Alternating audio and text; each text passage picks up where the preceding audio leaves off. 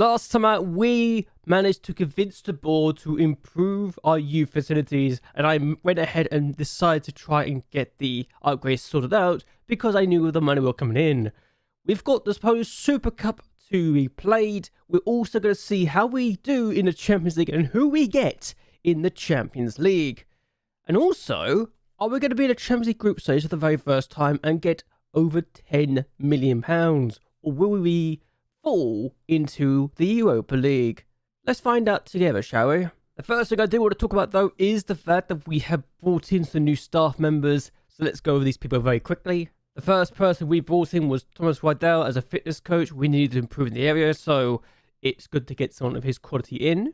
We also brought in Simon Baron as a coach. Iron-willed personality. Really good to have someone of that kind of personality in the squad, and hopefully he'll help us with the development of players in the mentoring side of things. Nicola Maffei was brought in as a scout. Not amazing, but he still can give us more knowledge of areas we wanted to find, even if it doesn't show it here, apparently. Uri Leifeld was another scout we brought in. He's quite good for his age and gives us knowledge of Austria, Switzerland, as well as Germany, so extra knowledge is always good. We brought in Cedric Smith as a physio, the best kind of physio we can get, 20 out of 20. It's what we're looking for now on, I think, if we're going to go for physios at all.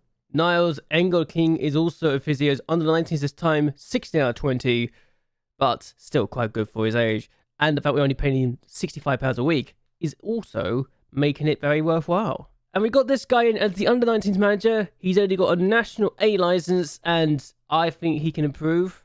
The under 19s manager that we had left us for Rakov, so hopefully we'll be able to see how they do as well. The last person we brought in was Petr Liptek, and he is the second team coach, and it's good to have a second team because it means we get more people that can coach the first team as well, so that's also why we bring them in. But this guy's got good quality. He does have the Continental Pro license, so he can't really improve much more, but he's still quite good for his attributes, and also gives us knowledge of Slovakia. The first game we had was actually the Slovakian Super Cup, and we're actually going to show you the highlights for this because it was interesting to see the least. Nowak had a shot, was blocked or saved, and Pollock scored the opening goal inside 33 minutes. Before we doubled our lead inside 71 minutes, Kowalski not scoring in this moment in time, but Pollock finds Nowak, and Nowak gets the goal. Both wingers scoring to make it 2-0, but they got a goal back from their corner. It was cleared away, but only as far as their player, and Sele plays it across, and it's a simple finish. Osabati scores, but unfortunately for them, it wasn't enough, and we win this game by 2-1 to win the Super Cup for the very first time. And they also had a penalty that was saved inside 4 minutes, so I'm going to go show you that. And this is the penalty in question.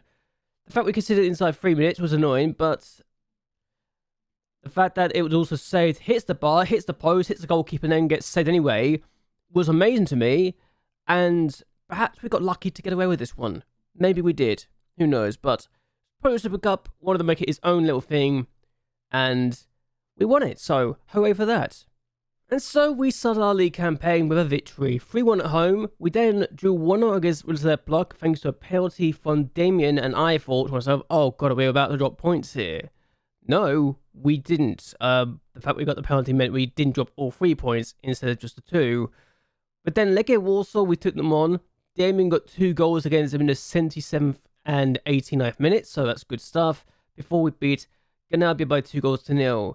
Then we had Celtic, and I'm just going to go into these myself and talk about these games.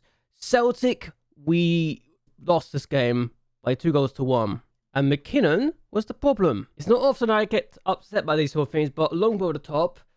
Roberts gets the ball, headed down by the player, and McKinnon finds the top goal scorer, 1-0, 23 minutes in, before they make it 2-0 instead of 55 minutes. And I genuinely thought at this point, we're going to lose this game, because McKinnon hits it.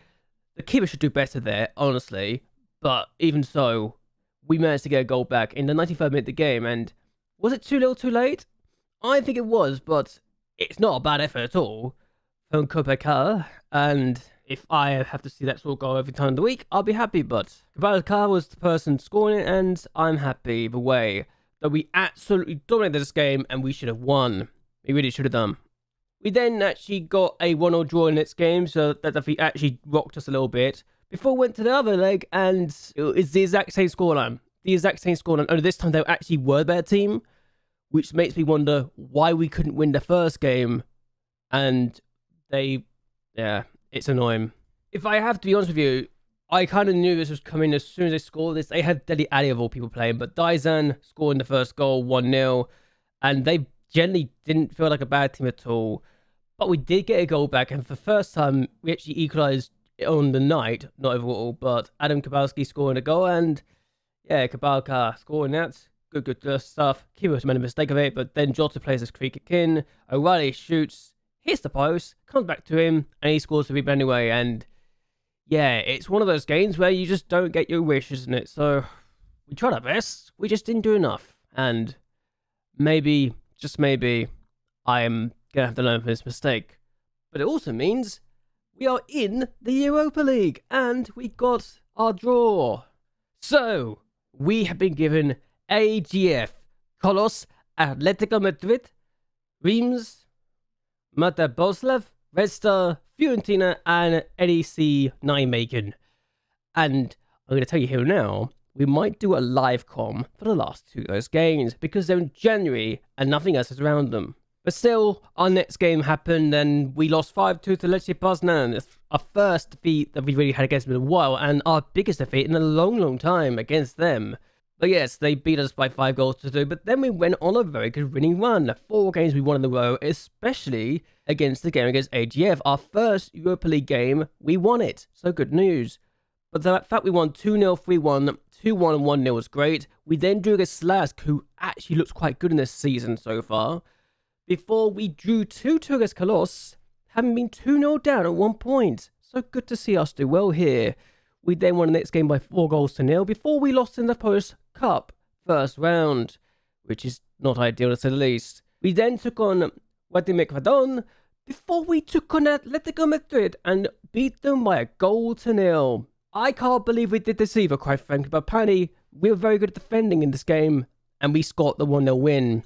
Shall we see the goal? Yes, I genuinely didn't think this would be the game we could win. I thought this would be one of the games we'd actually be destroyed in, and then Paulette scores the winning goal with that header. And I was shocked that we took the lead. I was even more shocked when we actually won the game. And then you look at some of the players they have, and you're wondering, how on earth did we beat this team? Honestly, this is not a bad team you just beat either. They're actually a quite good side, and they still somehow managed to lose to us. And wowzers, it was a bit of a shock to me. It really was. But still, we drew the next game against PS by 0-0 before we drew 1-0 against Arco, who were newly promoted. We then lost 3-0 to Reims, which meant that our, the dream of actually doing quite well might start to die after 7 points in the first 3 matches. Then we beat Lechia by 4-2. We beat Wisla by 4-1 before we were beaten 1-0 by Mata Boleslav. Yeah. Boleslav beat us by 1-0. It's not great there. We then went 3 games unbeaten and drew 2-2 the next game before we won 3-1 the next match after that against the 2 lost teams before we beat Lechia Poznan by 3-2. And then Red Star beat us 2-1 at home. And then we lost 2-0 against Legia Warsaw before we beat Ganabia by 4-0.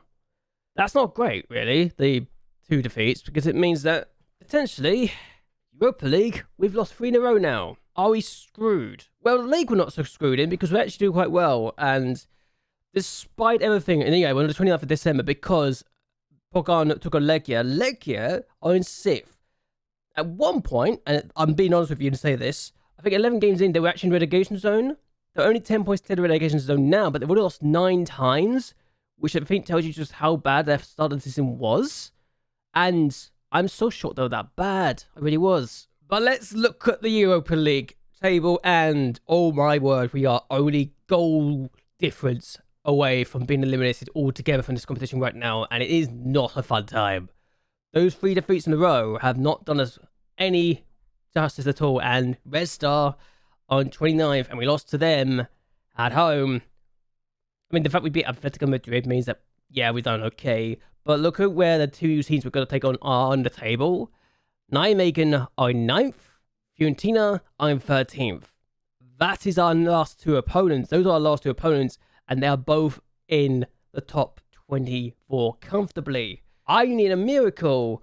And I'm going to need to beat one of the two, or maybe both of them, to have a chance of survival in this group. So, can we do it, is the question. Oh, well, enough, actually, look at this. The two teams that we beat are above us in the league. So there you go. But yes, the next two games against Nijmegen and Fiorentina will be the last two games, and will be the actual video live combat itself. I guarantee you this as a Christmas present to you guys, effectively. Financially, we're at 7.4 million in the bank. And it's a big and, we have improved the youth facilities. We can't get any more sorted out, but I can't get that sorted out right now. No youth facilities can be done. But we are also working on the training facilities, which is good. Because right now, we've got great youth facilities and good training facilities. And actually, there's only one team with better facilities than us right now in the league. I say that's a lie. Slask have now got better than us. So Slask, the Tycoon-owned team, are doing quite well for themselves, but there's another team that's better than us, and that is Legia Warsaw, who have now got superb facilities. So we want to be beating both of those teams in facilities in the future, and who knows, maybe, just maybe, we could do that. Speaking of Legia Warsaw, they finished 10th in the Europa Conference League in their group, as did YAC, who finished just one place below them, so we could have potentially, had a better time if we win the Europa Conference League, but who knows? At least we weren't at the Champions League and getting destroyed every single week, right? Right? We've also got this youth intake preview, and I think we could do well. Centre back, DM, centre midfielder, attacking midfielder, striker, fullback, wide midfielder. That's all the areas we're expecting improvements. Goalkeepers and wingers, not so much. Wingbacks, got nothing at all, but hopefully we'll have something to be talking about and be excited about in the future. But I'm going to end this here. I hope you guys enjoy yourselves. I hope you guys will like and share this video and subscribe to the channel. It really does help me out a lot. But either way, until next time, goodbye and well, good night.